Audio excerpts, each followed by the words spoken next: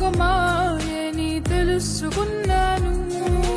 ఇది నా సొంతము కాదనుకున్నాను. ఈ లోకం ఒక మాయని తెలుసుకున్నాను. ఏది నా సొంతం కాదనుకున్నాను. తప్పిపోయిన కుమారుని నేనైతే నా కొరకై నిరీక్షించే తండ్రి నా యేసు. తప్పిపోయిన కుమారుని నేనైతే నా కొరకై నిరీక్షించే తండ్రి నా యేసు. ఈ లోకం